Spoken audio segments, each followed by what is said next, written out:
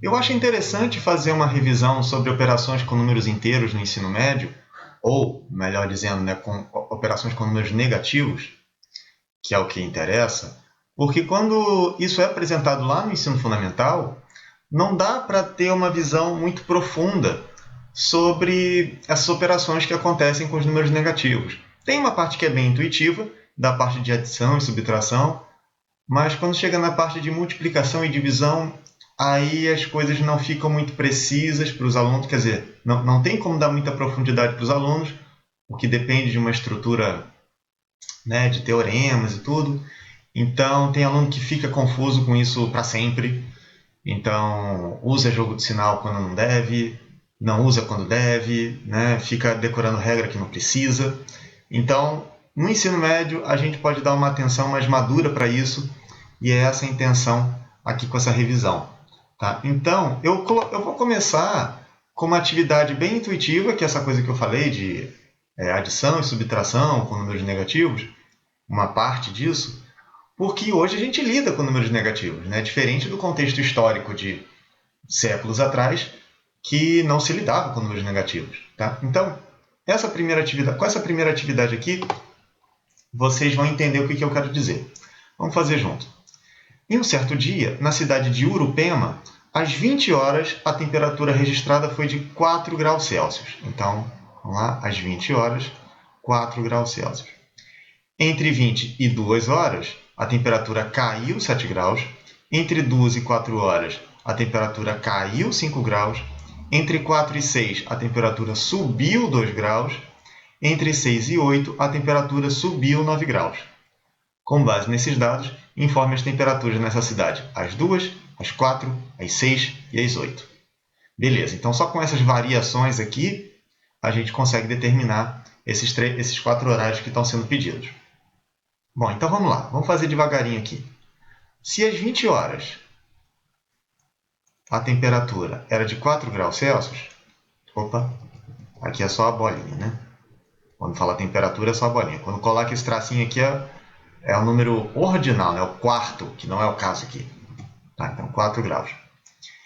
E aí, ele quer saber a temperatura às 2 horas. Bom, como que eu vou descobrir isso? Eu sei que entre 20 horas e 2 horas, a temperatura caiu 7 graus. Então, era 4 e caiu 7. Então, para quem nunca viu um número negativo na vida, ficaria uma coisa completamente estranha. Né? Como de 4 eu vou tirar 7? Tá? Eu tenho 4 balinhas, vou tirar 7? Não dá. Eu só consigo tirar no máximo 4. Só que, com um caso desse aqui, de temperatura, né? Então a gente sabe que existe temperatura negativa. Né? A nossa escala termométrica permite o uso de números negativos. Então isso facilita a gente entender como que funciona a coisa. Tá?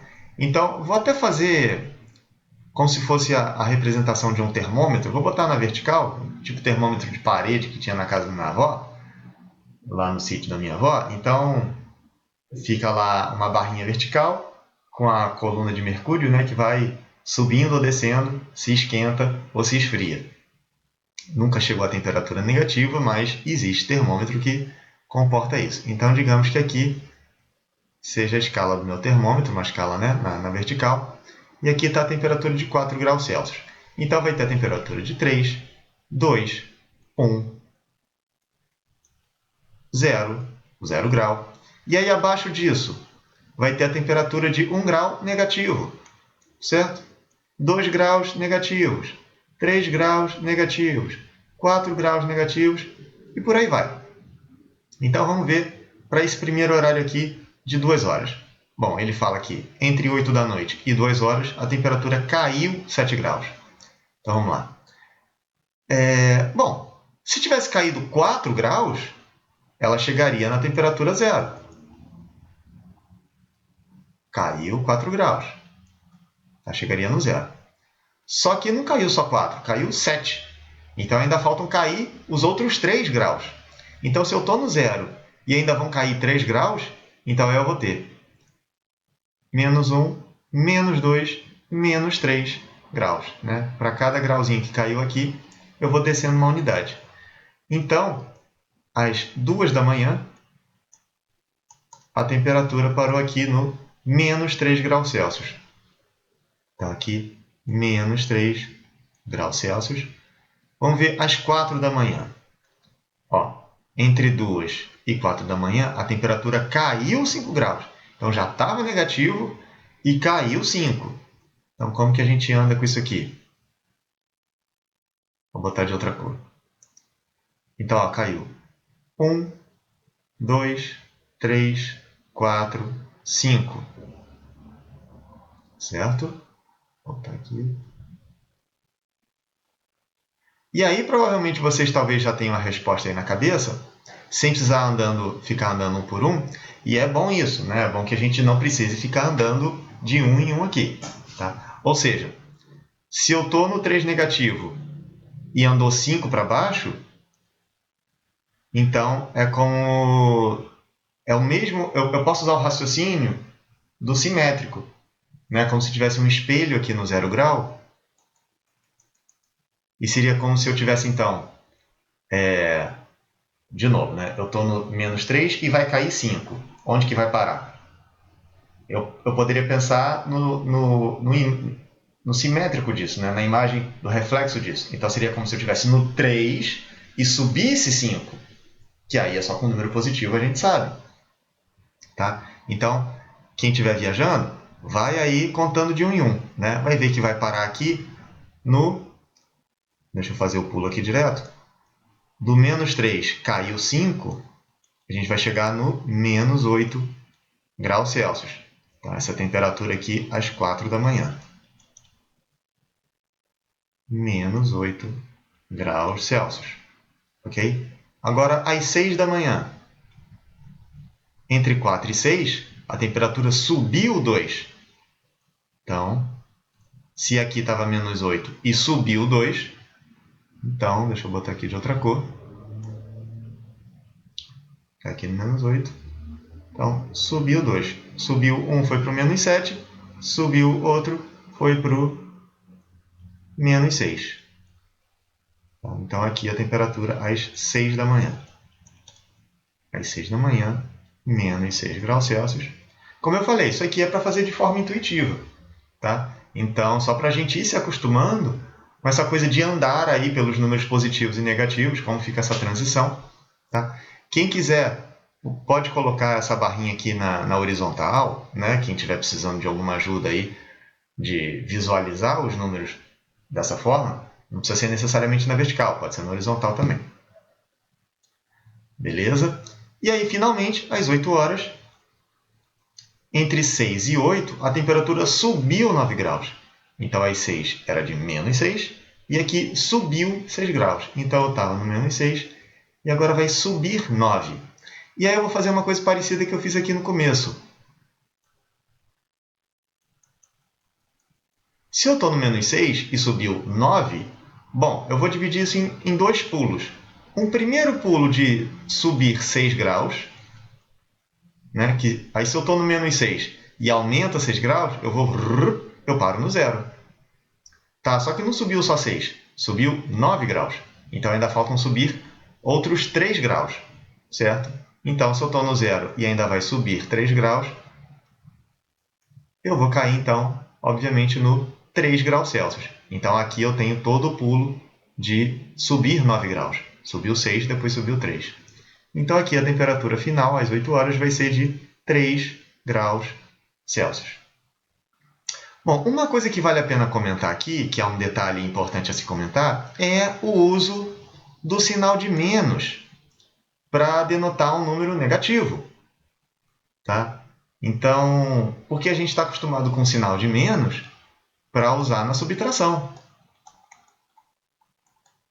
Né? Quando eu quero fazer, por exemplo, 8 menos 5, tá? Fazer uma operação de subtração, ou seja, eu tenho 8 coisas e retiro 5, eu uso esse sinal aqui. Agora, estou usando esse mesmo sinal aqui para denotar um número negativo.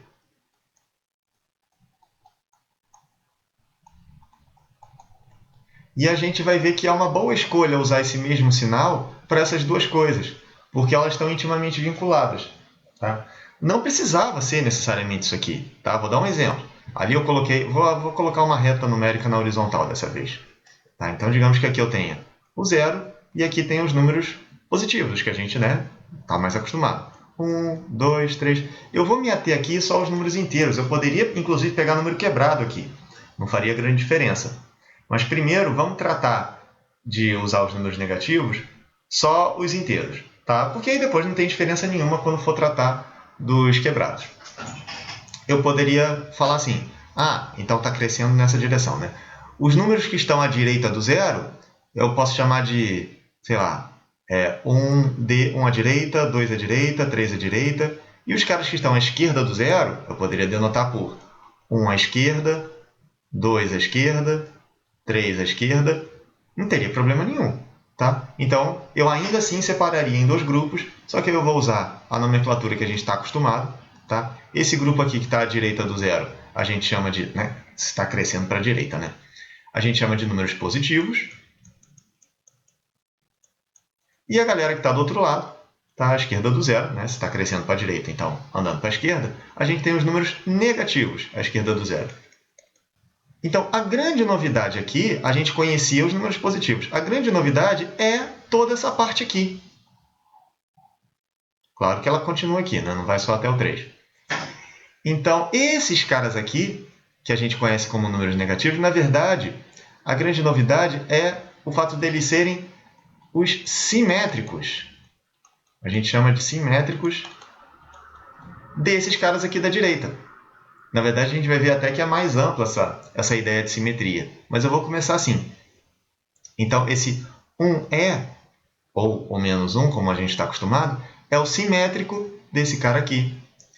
Esse aqui é o simétrico desse cara aqui. Esse cara... E simetria tem aquela coisa a ver de imagem espelhada. Sabe? De um lado acontece uma coisa, do outro acontece igualzinho. Tá? Então, como se tivesse um espelho aqui no zero, tá? Onde divide esses dois conjuntos, né? Esses dois grupos numéricos.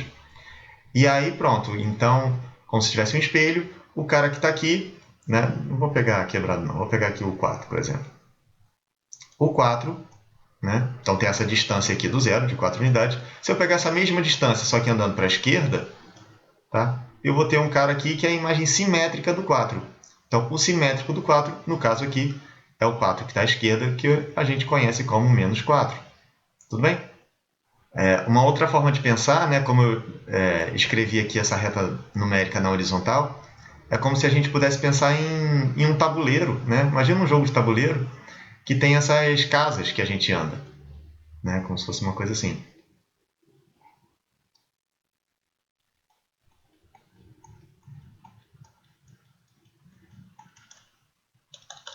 Então tem, sei lá, a casa do zero, e aí quando você vai andando para a direita você aumenta esses valores, 1, 2, 3, por aí vai, e quando vai andando para a esquerda você pega os simétricos deles, menos 1, menos 2, menos 3, e por aí vai. Tudo bem?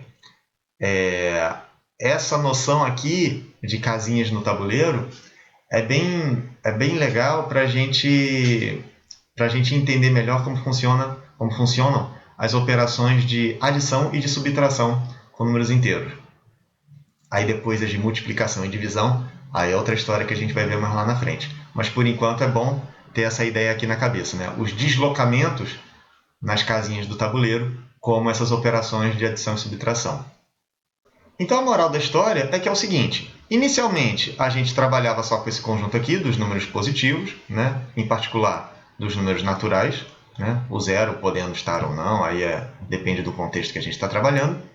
E acrescentando esses caras aqui, tá? Esses simétricos, a gente amplia esse conjunto numérico e forma um novo conjunto numérico, que é o conjunto dos números inteiros, que a gente denota pela letra Z, esse Z estilizado assim. Aqui é do conjunto dos naturais, né? São os da contagem.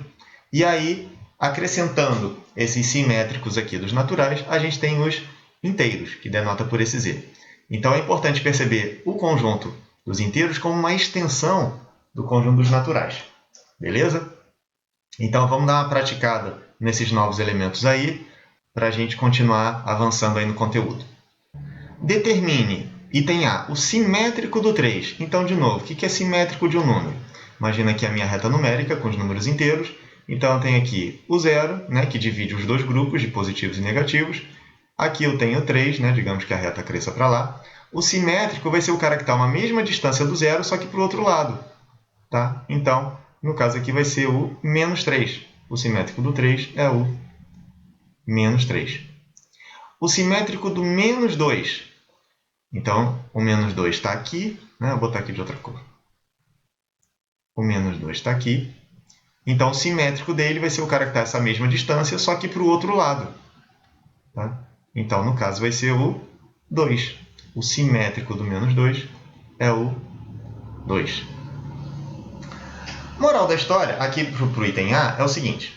Sempre que a gente tiver um número qualquer, um número k qualquer, o simétrico dele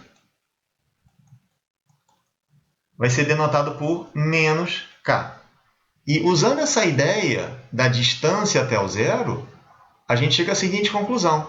Bom, se o simétrico do 3 é o menos 3, quem seria o simétrico do menos 3? Tá? Já está desenhado aqui. Tá? O simétrico do menos 3, o que eu faço? Eu vejo a distância do menos 3 até o zero e jogo essa mesma distância para o outro lado. Tá? E chego aqui, portanto, no 3. Né? Sabendo que essa distância aqui é igual a essa, tá? Então, pronto. O simétrico do 3 é o menos 3 e o simétrico do menos 3 é o 3. Tá? Então, eu posso fazer o caminho oposto aqui. Tá? Então, de novo, deixa eu ressaltar mais uma vez esse caráter, essas características desse sinal de menos que a gente usa aqui para o simétrico. Que isso vale também para o item B. Tá? Então, o simétrico do menos 2 vai ser o... aqui, o simétrico de um cara qualquer, né? Como eu falei aqui, o simétrico de um cara qualquer é menos ele. Ok? Então, usando esse mesmo raciocínio, partindo de um número negativo, a gente vai ter o seguinte. O simétrico do menos 2 vai ser o simétrico dele, vai ser o menos ele. Simétrico do menos 2, portanto, vai ser o menos ele. Ok? É como se eu tivesse, vou botar até assim, ó, quer ver? Como se eu tivesse uma caixinha assim. O K é essa caixinha que tem dentro o menos 2. Eu quero saber o simétrico agora desse cara. Então, o simétrico vai ser menos esse K, que é essa caixinha. Dentro dessa caixinha tem o menos 2. Só que a gente não usa caixinha, né? A gente usa parênteses para isso aqui. Então, se eu tenho o 2, ou menos 2, desculpa, o simétrico dele vai ser o menos 2, que a gente já viu que é o 2, por essa noção aí de equidistância, né? Como a gente viu anteriormente. Se o simétrico do 3 é o menos 3, a recíproca é verdadeira. O simétrico desse cara aqui, o simétrico do menos 3, é o 3. A mesma coisa aqui. O simétrico do menos 2 é o 2. O simétrico do 2 é o menos 2. Okay? Então, só com essa coisa de a uma mesma distância do zero, a gente já tem definida essa coisa aí de simetria. Tudo bem? Então, o simétrico desse é esse e o simétrico desse é esse. O simétrico de um é outro, o simétrico do outro é o primeiro. Ou seja, aí que vem a primeira bizarrice. Quando a gente tem isso aqui, então, menos 2, isso é a mesma coisa que o 2. Ou seja, menos 2 é um número positivo. Tá? A gente sempre vai ter isso. Tá? Sempre, calma. Sempre que eu tiver um número positivo, o simétrico vai ser um número negativo. E vice-versa. Né? Essa coisa, se um está de um lado do zero, o outro tem que estar do outro lado do zero. Então, se eu parto de um número positivo, o simétrico... se eu parto de um número positivo, o simétrico vai estar aqui no grupo dos negativos. E vice-versa. Se eu parto de um cara negativo, o simétrico dele vai estar do outro lado, no grupo dos números, portanto, positivos. A única exceção, o único caso mais diferentinho é o próprio zero, né? Porque a gente não vai nem para um lado nem para o outro. O simétrico do zero é ele mesmo. Tá? O que deixa tudo arrumadinho. Não tem nenhum caso patológico aí. Tá? Então, reforçando, quando eu tenho isso aqui, o resultado é um número positivo. Então, deixa eu provocar aqui. Sempre que tiver, por exemplo, menos x, significa que isso aqui é um número negativo? A resposta é não, porque o x pode ser negativo. Se o x, por exemplo, for menos 4, então menos x não é negativo. Menos x vai ser positivo, vai ser o 4. Tá? Ou seja, uma coisa que vocês talvez não estejam acostumados, mas é bom se acostumar agora. Esse sinalzinho aqui, ele não indica se o número é negativo ou não. Ele indica o seguinte, o simétrico de um cara. Então, quando eu falo menos x, o que eu estou falando é o simétrico do x. É o cara que está do outro lado, lá na reta numérica, né? Pegando o zero como centro, né? É o cara que está do lado oposto de onde está o x, a uma mesma distância do zero. Então, se o x for o número menos 4, então o simétrico dele vai ser o número positivo, o 4. Tá? E aí, claro, mesma coisa. Se eu escrevo assim, k, significa que esse k necessariamente é um número positivo? Não. Tá? Porque o k pode ser aquele lance da caixinha que eu falei. Tá? Dentro dessa caixinha pode estar qualquer número, inclusive um número negativo. Pode ser o menos 8. Tudo bem? Ah, mas se eu tiver escrito mais k, tá? Depois eu vou reforçar esse lance do mais aqui, mas já vou adiantar. Não quer dizer nada, tá? Porque o k pode ser menos 8. Então, mais k vai continuar sendo negativo. Tá? Então, não se deixem levar por essa interpretação de que sinal de menos significa que o número é negativo. Não. O sinal de menos indica simetria. É o simétrico do k. O sinal de mais não indica nada. Significa que é o próprio k mesmo, não muda nada. Mas, como eu falei, a gente vai reforçar isso mais para frente. Tudo bem? Então, vamos continuar aqui para a gente reforçar isso aí.